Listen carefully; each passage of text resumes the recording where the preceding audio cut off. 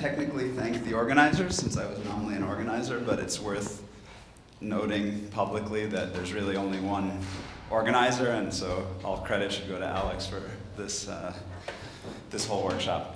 So I'm going to talk about graphene heterostructures and various incarnations of helical edge states in graphene heterostructures. I'll start by telling a bit about fabrication and kind of the state of the art in the field now as far as making these systems. I'll tell you about some not so recent work that I think will be familiar to about half of you and maybe unfamiliar to the other half, so those to whom it's familiar can continue editing Wikipedia or whatever, assuming you can get on the internet at all.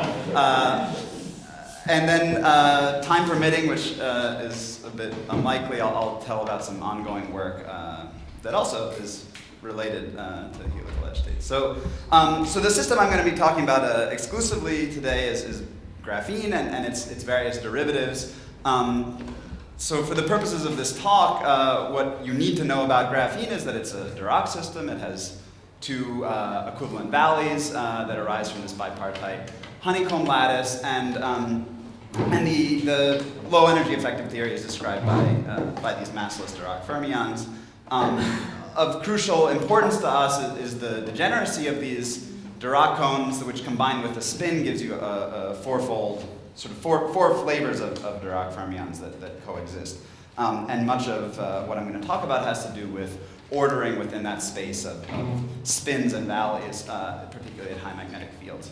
So the discovery of monolayer graphene was essentially confirmed, let's say, by the initial observations of the quantum Hall effect in Manchester and at Columbia 10 years ago now. And the smoking gun signatures, if you want, are the quantization of these Hall plateaus, which reflect this spin and valley symmetry. So the Hall plateaus are spaced by 4e squared over h, and the offset of those quantized values from 0, so there's no 0 plateau, which reflects the massless nature of these quasi-particles and the fact that you have this 0 energy Landau level. So you have this Landau level that sits at 0 energy, which means you can either empty it, in which case you're at filling factor -2, or you can fill it, in which case you're at filling factor +2. And so what I'm showing here, just as a preview of the type of data I'll show throughout this talk, is two-terminal conductance, where you can see these plateaus at the appropriate quantized values, and then also capacitance, which is essentially reflecting density of states. So when capacitance is high, density of states is high. So you can see this 0 energy Landau level as this peak in density of states, and then these are cyclotron gaps. And this is actually in a modern sample, which is very clean. It's like half a Tesla. So all this quantum, this non-interacting quantum Hall effect is well formed also at low fields. Of course, that's a relatively recent advance. So to give a very brief history, in around 2009, the state of the field was that the original graphene devices had been fabricated on silicon oxide, which is a amorphous substrate. It's full of charge traps. It's rather rough. On the other hand, it's very easy to make graphene devices on silicon oxide, and sort of anybody can do it. It was pretty clear to people working at the time that the oxide was in fact the problem. There was debate over whether it was because of roughness or because of charge impurities, but it nevertheless was clearly an issue. And so several groups developed methods for suspending graphene and isolating it from the substrate, and that worked. It increased the mobility by an order of magnitude, but introduced a number of experimental complications because there's really only so much you can do with a suspended membrane. It was not so easy to locally gate, although through some heroic efforts, some people have eventually managed to make actually rather complicated mesoscopic devices with suspended graphene. But in general, there are limitations even as you gain this tremendous increase in mobility. And so the first observations of the fractional quantum Hall effect, for example, were made in suspended devices, but it's actually already non-trivial to do just multi-terminal transport measurements. It was already hard enough. So, our goal at the time was to try and remedy this situation where you either had a rather facile platform for patterning and for nano fabrication and so on, with some way of maintaining this quality. And so the basic intuition was you need to get rid of the roughness and you need to get rid of these charged impurities. And the solution to that turned out to be sitting in a drawer in the form of high purity single crystals of hexagonal boron nitride, which is an insulating isomorph of graphite. Instead of having two carbon atoms on the two sublattices, you have a boron and a nitrogen atom. That changes the character of the bonds from covalent to ionic and makes it a large band gap insulator.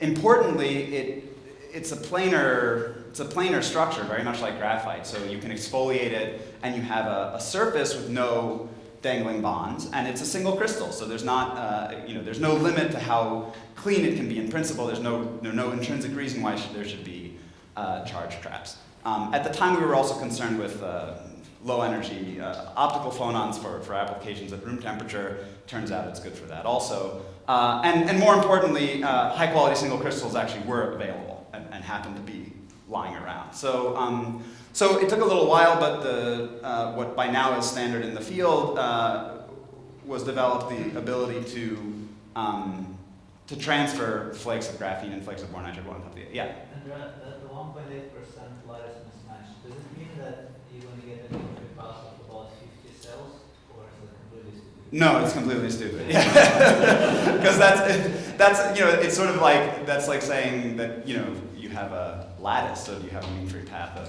of one cell, right? So it's not that stupid. It turns out that's interesting and important. You're not going to get like a ripple every. You can get commensuration effects. Right. They turn out to be periodic also, okay, right? That's what I meant. And they can have interesting effects. Not the topic of what I'm going to talk about today, but it's actually quite interesting these days. And the twist angle controls this. I might mention it a little later. Okay, so basically that small mismatch just creates like another type of lattice. It can create a super lattice that gives you some periodicity. But actually when they're completely misaligned, this is all essentially lattice scale. So it's some very high energy process basically.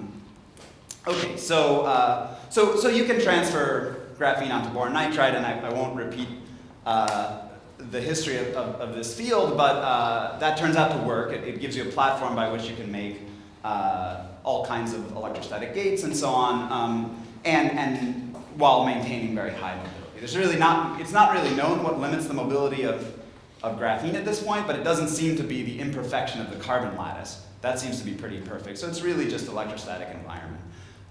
So this is sort of what it looks like. You can put one on top of the other, and you can now build up stacks of graphene and boron nitride and all kinds of other 2D layered materials, more or less at will.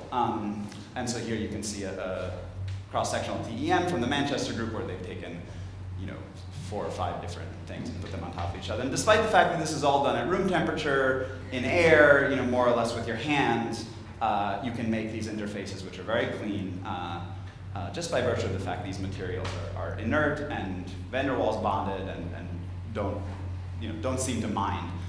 More recently, there's been work in doing this in a controlled environment, and you can deal with also some materials that are less well behaved and still make high quality heterostructures, which has been a nice advance. So most of the data I'm going to tell you about today are actually kind of our latest generation, let's say, of devices where we want to make sure that we remove the effects of of any kind of charge traps in an amorphous oxide. The way we do that is by fabricating, in this case, graphene on hexagonal boron nitride, which itself sits on graphite. The idea being that if there are charged impurities in the silicon oxide, they'll now be completely screened by this graphite layer, which also acts for us as a local gate. So we're going to use that both as a gate that can control the density in the graphene, obviously. We're also going to use it to measure capacitance, which is useful if you want to have a thermodynamic probe to complement your transport probe. Actually, part of the idea behind this project, which maybe is just a note to the experts, is that you have control over the thickness of this hexagonal boron nitride essentially on the few angstrom level. It's a digital control over how many layers you make. And so if you're interested in, say, electron interaction effects, this gives you a knob because you can screen electron-electron interactions on a length scale that's comparable to this thickness. And you more or less have that knob to tune between, say, 2 or 3 nanometers, which is about the thickness at which you stop having tunneling between when this can actually behave as a gate, and tens of nanometers. nanometers. So you really can go from the limit where interactions are screened on the length scale, say the magnetic length, which is relevant for us at high magnetic fields, as I'll discuss, to essentially unscreened. And that's a useful knob that I would say hasn't been fully explored yet. It turned out there were other effects that were more important. So I probably won't discuss the details of capacitance measurements until later, but let's start.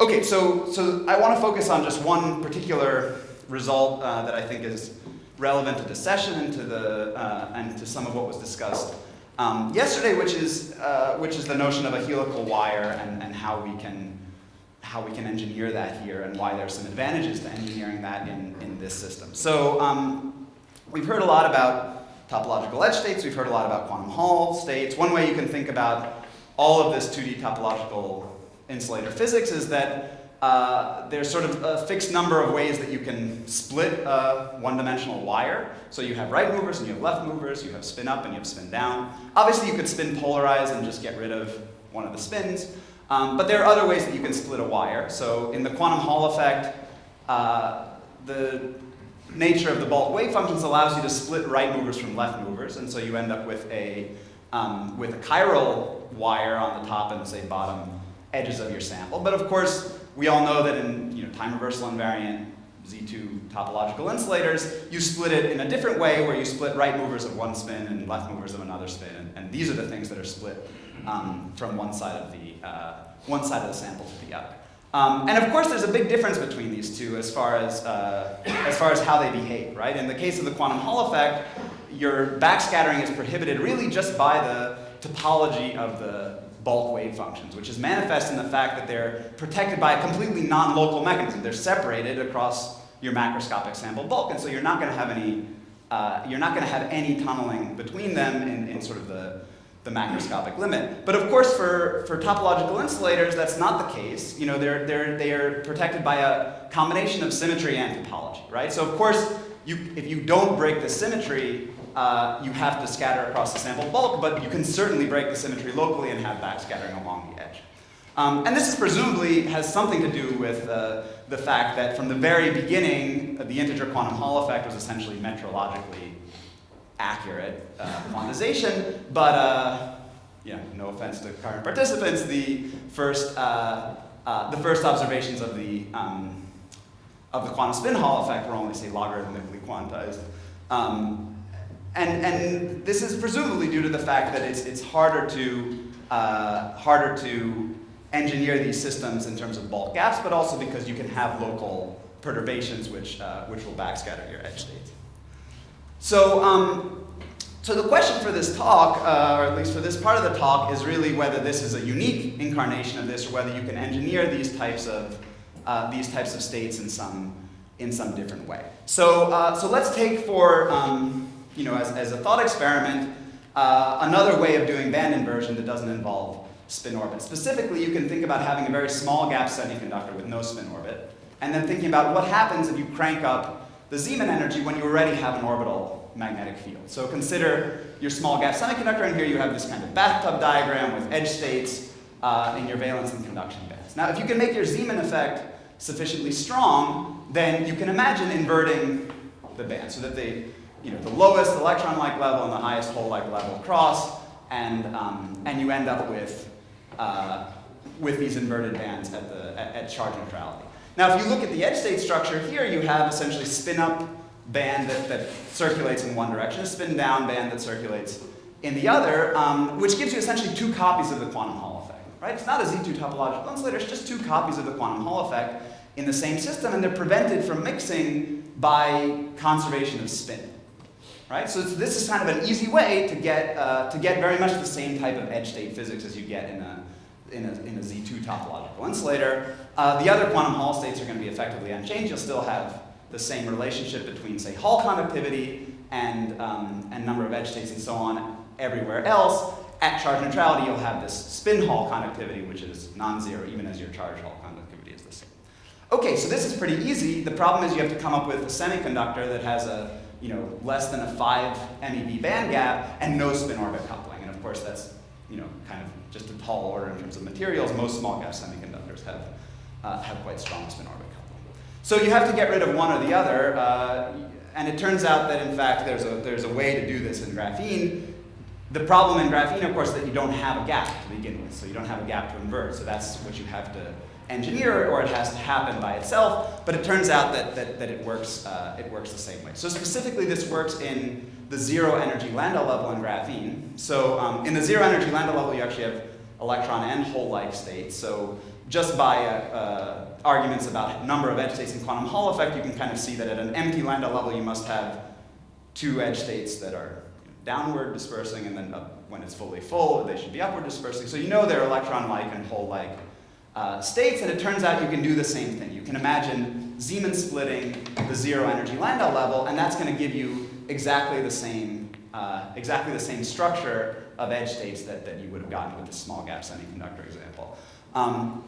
So in some sense, this not only is it possible, it seems almost natural, because, and in fact in the early days, just a year after the experimental discovery of graphene, it was proposed that this should just be the natural ground state of charge-neutral graphene in a high magnetic field, because after all, if you turn on an orbital magnetic field, you're also turning on a Zeeman effect, and as a result, you should just get this state. So the prediction was, I'm going to turn on a magnetic field and measure graphene and charge neutrality, and as long as my disorder is small compared to this gap, I should have these helical edge states, very much like in a two-dimensional topological insulator. With the caveat that this is actually, it's a different state, mathematically speaking, right? This is not in the presence of time reversal symmetry. It's really a member of Z different quantum spin Hall states that you could make just having coexisting copies of the quantum Hall effect, not just one of two. What does 2 stand for? Well, you have two copies of the quantum Hall effect, right? So you have Z classification of 1, Z. It's almost like you had two quantum Hall samples in different fridges and you measure them in parallel, right? This is kind of essentially what this is, right? They happen to be protected by spin constants. So Z means double integers? Z means just integer quantum halls, right? Oh, the 2 means that. Two. Okay, so that's the prediction, right? You should have a conductance of 2e squared over h, even as you have a zero Hall effect in this state. And so that's easy experiment to do, right? So if you look at this plot, is just a zoom in of the conductance near charge neutrality for actually a rather clean graphene sample. You can see that nu equals plus and minus 2 plateaus, and then there's this dip. But as you turn up the field, the prediction is you should get a 2e squared over h plateau at charge neutrality. And of course, that's not what happens, right? So in fact, this was discovered first by Huan-Ong's group, just a couple of years after these first predictions, that in fact what happens at charge neutrality is that you get a nice, strong insulating state, right? So something is wrong with this theory that was supposed to be so simple, but it's not. Now, there was a lot of confusion and controversy for a long time about this, and explanations about how these edge states were really there, but they were localized, or something funny was happening to them, and so on and so forth. But eventually, it became understood that, in fact, this is a much richer problem than the very naive picture of, well, you have a Zeeman effect and you have Landau levels, so you'll have this spin polarized state. So the best way to, let me see if I actually have a different slide before I start this. The best way to think about this problem is in terms of the basic energetics, and it's not very different from most quantum Hall problems, in the sense that the dominant energy scale in graphene by far is simply the energy scale of the single particle gaps. So you have this enormous cyclotron gap, particularly around the zero Landau level, and that's the dominant physics. So you can consider pretty correctly that in fact the zero energy Landau level is more or less isolated. The next most important energy scale is just the energy scale of Coulomb interactions, long-range Coulomb interactions.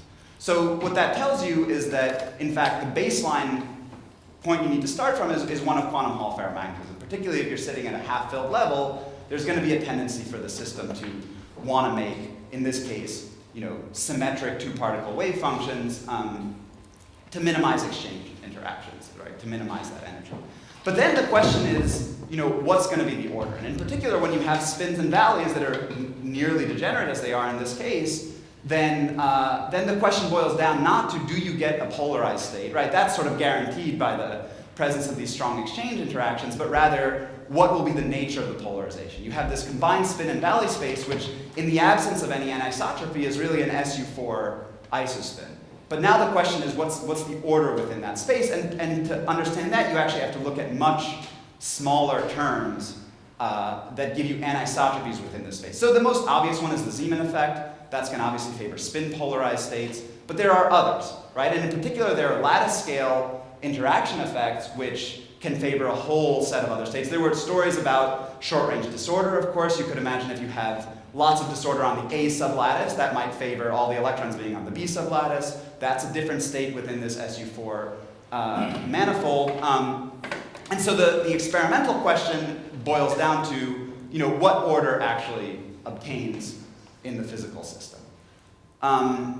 So just to give a sort of idea of where these lattice scale interactions come from, they're essentially arise from this funny nature of the graphene Landau level wave functions, where because you have this 2x2 Dirac Hamiltonian in each valley, you can just calculate the single particle wave functions and find that in the 0 Landau level, actually the electrons in a single valley are fully sublattice polarized. So it's really quite strange if you think about it, because whereas in, say, gallium arsenide, you have your cyclotron wave functions, your Landau level wave functions that are just some smooth Gaussian with length scale dictated by the magnetic length. In graphene, that's just an envelope for this very strongly oscillating lattice scale structure. And that turns out to be what generates these short-range interactions, which naively are rather weak. They're smaller by a factor of the lattice constant divided by magnetic length, but actually, as a lot of work was done, I essentially realized that they could be actually quite strong, that naive estimate is not correct. So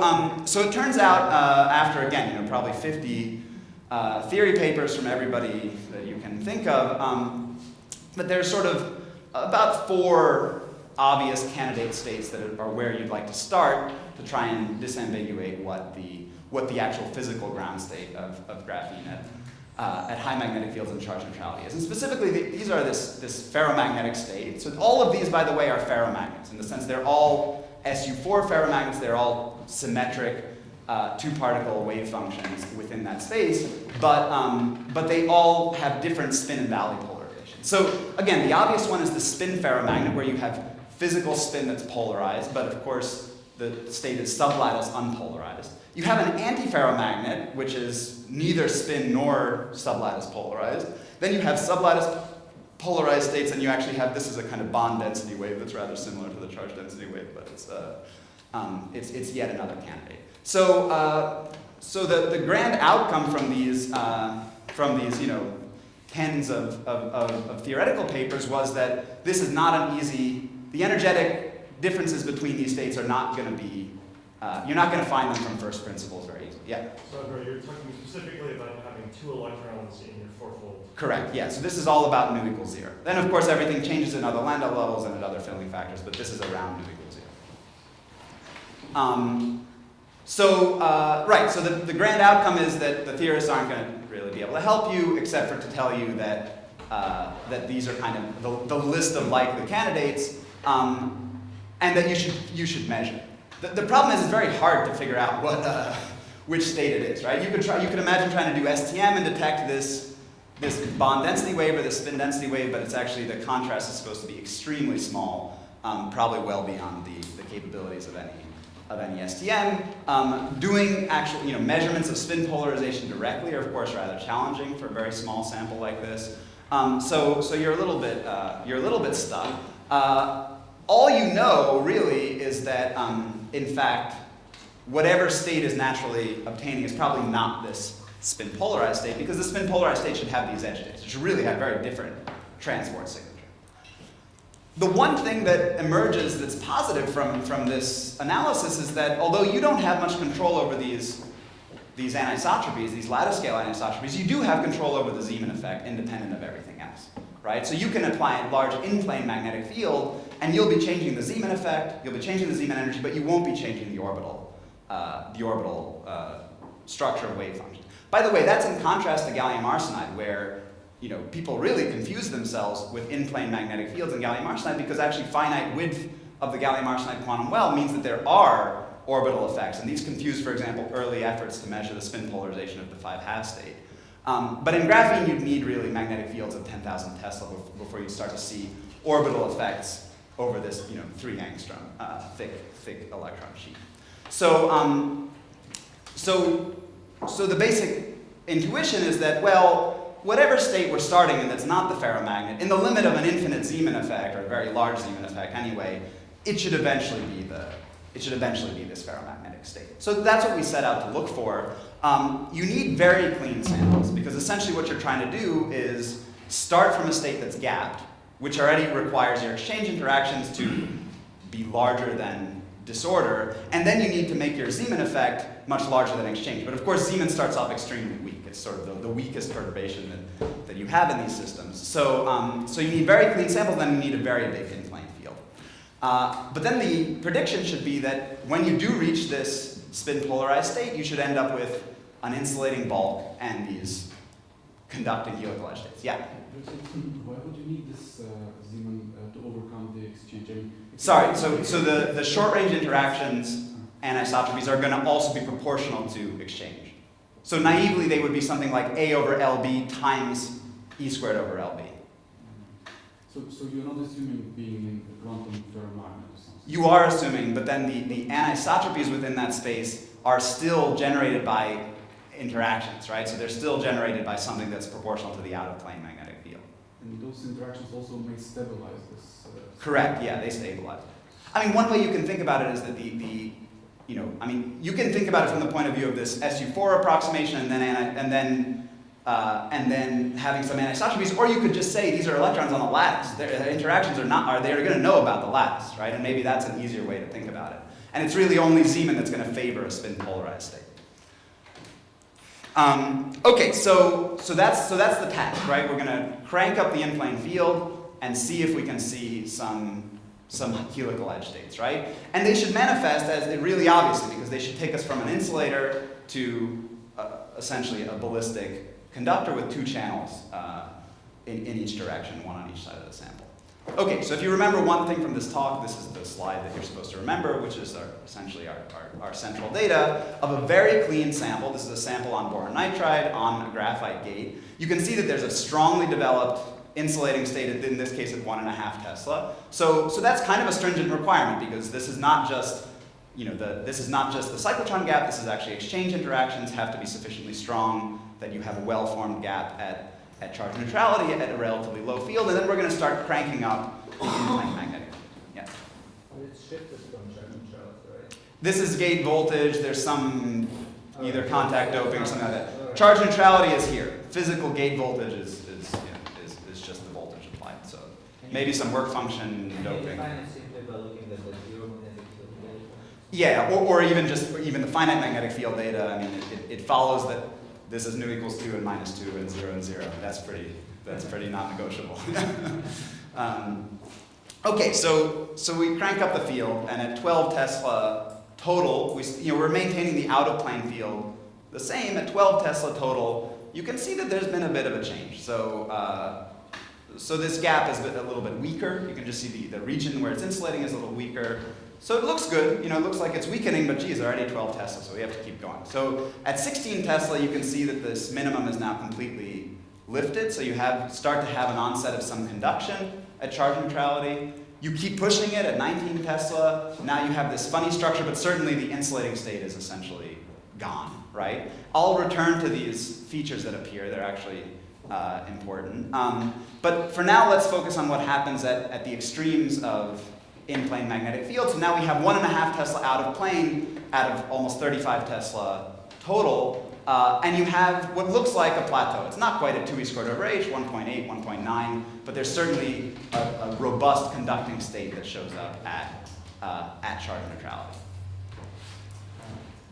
How is that sensitive to the magnitude of the out of plane field? Meaning if you increase the out of plane. Okay, at some point you hit the limit of what the magnet can do. It looks like,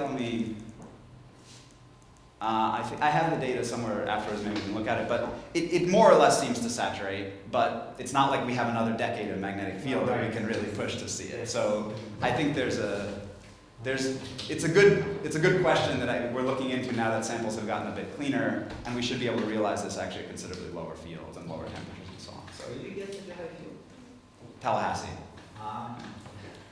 So, in this case, you need at least 1.4 Tesla, I guess, to see the gap between them. Yeah, I mean, you know, the way you run experiments in these resistive magnets, you don't always have as much time to think and tune everything, right? So 1.5 worked, sometimes lower worked, sometimes it required higher. What exactly is determining that between disorder, twist angle, and other engineering parameters, we still don't know. Okay, so there are a few tests that we can do, right? The most obvious test is, okay, so we're supposed to have 2e squared over h, but it's supposed to come from edge states, right? So if you're just, you know, who knows, maybe the physics is different, maybe you're just closing a bulk gap, then that would not be the same, right? So we want to check that. So to do that, we probe the bulk. We do that just by measuring the capacitance between gate and graphene. And so if you look, this is in this yellow curve, this is without any in-plane field. This is actually a different sample. So this is a 2.5 Tesla. You have this nicely developed insulating state. And you can see that there are depressions in capacitance that correspond to these integer fillings. So these are nu equals plus and minus 1, nu equals 0, nu equals plus and minus 2. Okay? And the question is, okay, if for example, we're closing the bulk gap, you might imagine that in this conducting state, you should then have no more depression in density of states at charge neutrality. But that's not what we find. We find essentially that density of states within the noise that we can resolve this. These were rather early samples, so extremely small and measured in a magnet that's vibrating rather dramatically. Turns out not to change at all. So it doesn't look like there's any bulk contribution to this. You know, there's no change in the bulk band structure as far as we can tell. This seems to be an edge effect. Okay, so maybe conductance is in fact happening on the edge. You can look at temperature dependence, and in fact you go, as you might expect, from a insulating light temperature coefficient to a metallic one through some kind of marginal state in the middle. So maybe this is in fact the quantum spin Hall effect that we thought about, but it's obviously a pretty different microscopic regime, right? This was at 0 magnetic field. Here we're at 35 Tesla. Here you have strong spin orbit. Here we have no spin orbit. So all the physics is different. The question is, how is it? What phenomenology is similar and what phenomenology is not the same? So one thing that we can check, rather easily is really whether in fact these edge states are helical, whether they have the same types of signatures of protection from backscattering that you get in the quantum spin Hall effect at 0 magnetic field, specifically by doing these non-local transport measurements. So in a quantum Hall system, your edge states are chiral. And so in a chiral edge state, right, if you enter a contact, you can only exit continuing the same direction, right? So it's like the rest stop on the side of the highway that only admits cars going north, and then it re-ejects you on the northbound side. It doesn't matter how bad a driver you are, how bad your sense of direction, you're always going to keep going the same way, right? But with a helical edge state, that's not the case, because within the contact, there's really no protection of whatever quantum number it was that protected you from backscattering along the edge. So every time you enter a contact here, there's an equal probability of forward or backscattering. It's like having one of those rest stops that's in the middle of the highway, except that the drivers just exit completely randomly, right? So it's what this means is that every time you put a contact or a rest stop, in the middle of the highway, you really start to slow down traffic because people or electrons in this case just go out whichever way they want. You can model this obviously pretty straightforwardly as each uninterrupted edge being a quantum resistor, and then figure out what the two-terminal conductance, for example, would be between different states. So it turns out that if you measure this in a true two-terminal geometry, two uninterrupted edges, of course you get E squared over H per edge, but then as you start to interrupt those edges, you'll kill half the conductance on one. You can kill 2/3 of the conductance on one, or you could kill half the conductance on the other. So depending on how you measure your sample, you can actually modulate the conductance that you measure between 2 and E squared over H, 2 E squared over H and 1 E squared over H. So this is the device where we did this measurement. In fact, we were careful to use a nice long device, so actually any sort of diffusive bulk effects are going to be essentially negligible. And then we did this measurement. So this is in the normal state, let's say, in the state that's not a quantum spin Hall state. And you can see that in fact, even in the plateau transitions where you're sensitive to bulk diffusive transport, there's really no difference between any of these curves measured in these 4 geometries. And so then we can repeat that in this allegedly helical state. What did these yellow points have? Floating, right? They're just globs of gold for the electrons to enter and exit. So, so if you start in the normal two-terminal configuration, which is, by the way, all the data that I've showed you so far, obviously, you get this thing that's close to 2e squared over h, a little bit sample dependent.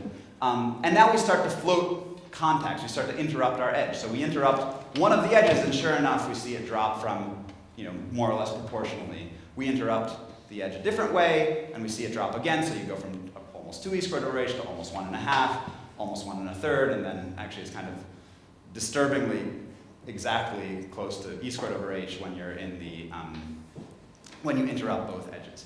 So, so this is really, if you want a real smoking gun for this, for edge states that are equally forward and back scattered in the presence of a contact and ballistic otherwise. So do you understand why it's a little bit smaller every time, or at least Understand? No. Can I come up with 7 reasons why it might be? Yeah, some of them are interesting, some of them are boring. I think that there's some work to exclude the boring ones before we talk too much about it. I'm happy to speculate about it, but I could speculate about it for a long time and not tell you any real information, so maybe I'd tell you about it afterwards. Okay, so clearly the phenomenology of these edge states is very similar to the, let's say, the Z2 2D topological insulator, but the physics, like I said, is different, and in particular, there's the interesting question of how did we get there from where we started, right? So we end up with a state where we have essentially 2 copies of the quantum Hall effect, right? And we started from a state where we didn't have any edge states. So to go from a state where you don't have edge states to one that you do have edge states, you kind of have 2 options, right? You can either have a phase transition driven by a change in topology, but not in symmetry, or one driven by a change in symmetry. And so the question is, we still don't know what this insulating state is, right, at this point. All we know is that if we crank up the field, eventually we did get to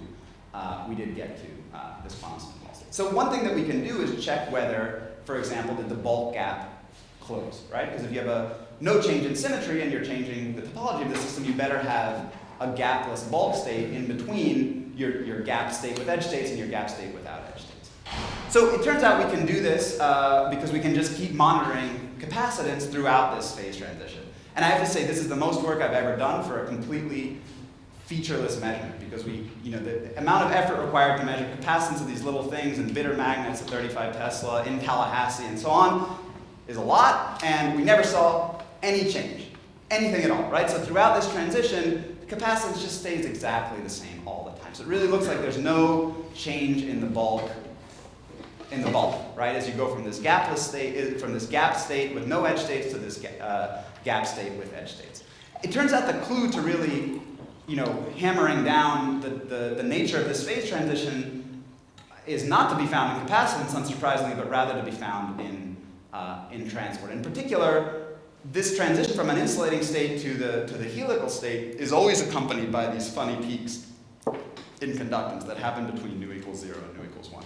So here's 7 different samples. In the midst of their transitions, they always have these peaks. The morphology changes a little bit, but basically it's all, it's a very generic feature. And it turns out that actually these lobes, as we call them, they look a lot like edge states, right? So they have the same kind of non-local signatures. They're metallic, so you can actually have a state that's gapped at charge neutrality, but then have these metallic peaks near charge neutrality. Again, this happens in a relatively narrow region of the parameter space right in the middle of this transition. So it looks in some ways like a gapped edge state, like you have some kind of edge state there because it has the same sort of non-local signatures, but in fact there's a gap. You can deplete it, and nevertheless it's actually relatively highly conductive. You have higher than e squared over h conductance pretty robustly, keeping in mind, by the way, the fact that the edges of our flake are extremely disordered. Right? There's lots of disorder of all kinds, presumably near the edge. So it turns out that within the theoretical models, there's a neat and tidy explanation for what we think is going on. Specifically, if we're not closing the bulk gap, it means we somehow have to be changing the symmetry, right? And if you think about what our high field state is, what it really is 2 copies of the quantum Hall effect protected from mixing by spin conservation. Or another way of thinking about it is that you have some symmetry of spin rotations about their axes. It's kind of trivial, but you have a ferromagnet and you can rotate any of the pairs of spin about the axis along which they're polarized. to break that symmetry, it turns out there is a state that is among the purported states, which is this antiferromagnetic state. So you can think about the transition from, say, an antiferromagnetic state to this ferromagnetic state as you increase the field as simply the canting of these spins until they align. Or another way to think about it is that if you start in the spin polarized state below some critical field, the spins will start to cant, and that entails a spontaneous breaking of that symmetry because all of those canted spins are going to want to align along the same axis. So you're essentially breaking that U1 symmetry that was protecting your spin conservation in the beginning. And it turns out that if you do a kind of band structure calculation, at least within mean field, you end up with sort of what you'd expect, that this has to continuously interpolate between this state with gapless edge states and a state with gapped edge states. And particularly right next to the transition, you'll have a very small gap on the edge, but actually large regions in energy where you have edge states which counterpropagate, much like the quantum spin Hall edge states. Of course, they're not going to be perfectly protected, but they are there. And then eventually, when the canting becomes very large, there's almost nothing left of them. There's sort of a very small dip in these bands near the edge.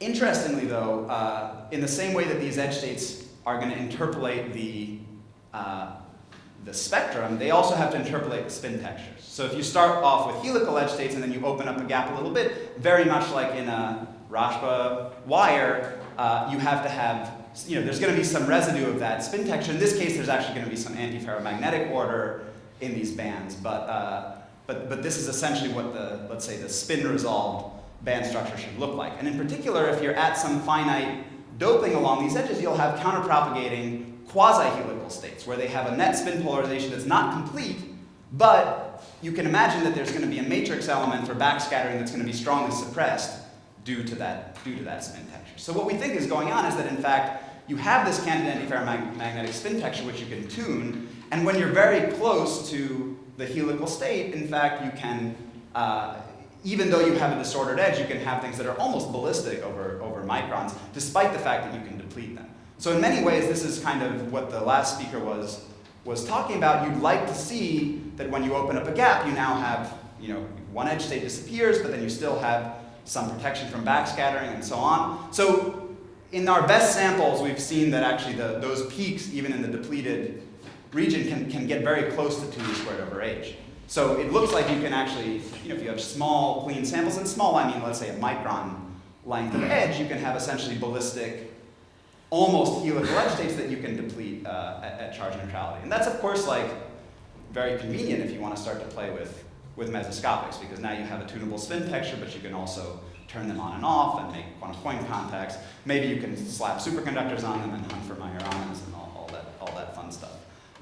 And although this, the data I've shown you is from very high magnetic fields, in fact, what sets the magnetic field scale at which all of this occurs is really sample disorder. So if you have a very clean sample, you need smaller out-of-plane magnetic field. If you have a small out-of-plane magnetic field, you need a smaller in-plane magnetic field. So the kind of record, let's say, for seeing these edge states is that you can get them at an out-of-plane field of, say, half a Tesla and an in-plane field of 8 or 9 or 10 Tesla. And I think that this is probably just sort of the beginning, given that there have been a fair number of improvements in sample fabrication technology that have not yet been accompanied by checking this again by anybody, as far as I know. So, okay, so let me conclude this part of the talk. Maybe the whole talk. How much time is left?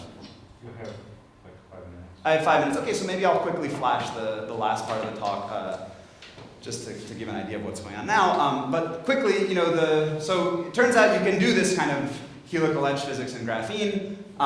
It's very similar to what was observed in mercad telluride in some ways. You have a bulk gap, you have counterpropagating spin polarized edge states. Of course, they're completely different mechanisms. One, in our case, you would expect these to not work at sufficiently low temperatures. If you actually become sensitive to what little spin-orbit coupling there is in graphene, that should gap these edges out. Whereas I assume that in the case of mercad telluride, you only end up with problems at the scale of CP violation or something like that. That's a joke. I think maybe more interestingly, in this system, you have actually rather strong interactions. There's not much of a dielectric constant. In fact, even in the early papers, theoretical papers discussing this, it was pointed out that in fact that Luttinger liquid on the edge should be reconstructed, and in fact this mean field picture sort of fails on the face, and in fact the charge carrying excitations along that edge should be some kind of domain wall skyrmion. This is sort of it's not clear to me yet what the experimental observables are of those types of, let's say, order parameter reconstructions near the edge, but it's something that I'm interested in trying to think about. Maybe importantly, you shouldn't eat mercadtelluride. Mercury is poisonous, cadmium is worse, and so on. But graphene is organic, and so you can probably eat it without any major consequences. You probably shouldn't eat either one, but certainly this is to say that, although there's a lot of similarities, and in particular you can do a lot of kind of Luttinger liquid physics that you might do with one in another system that actually in some ways has a lot more knobs that you can tune, it's also a very different physical space. So it would be interesting, I'd love for somebody to help me think about what types of interesting things there are to do with these types of edge states. So in the last 4 minutes of my talk, I'm just going to talk about what sort of some more recent things. In particular, these are things that are directed, these are ideas that are directed towards building up maybe more engineerable systems for playing with edge states, not only in the integer quantum Hall regime, but also in the fractional quantum Hall regime. And the best way you can do that, I think, is in bilayer systems.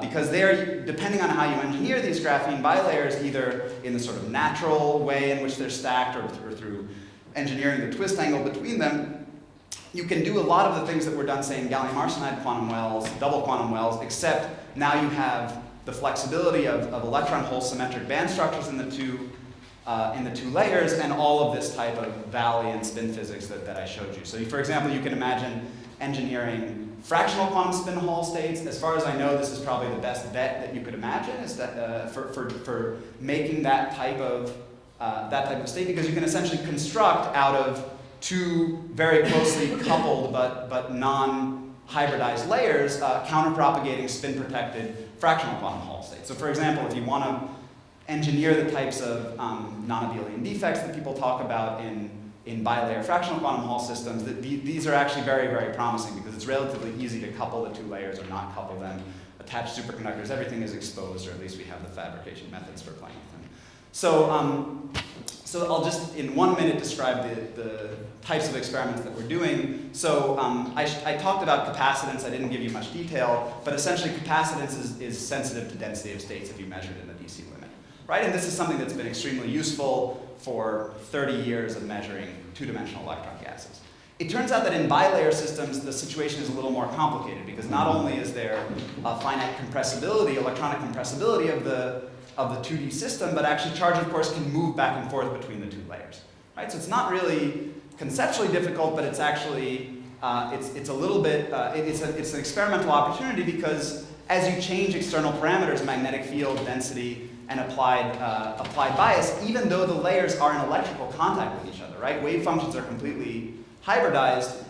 They're not in electrical equilibrium, they're in electrochemical equilibrium. So they can change their individual densities and individual chemical potentials as long as they just maintain the sum of chemical and electrical potentials to be in equilibrium, because that's the real definition of things being in contact.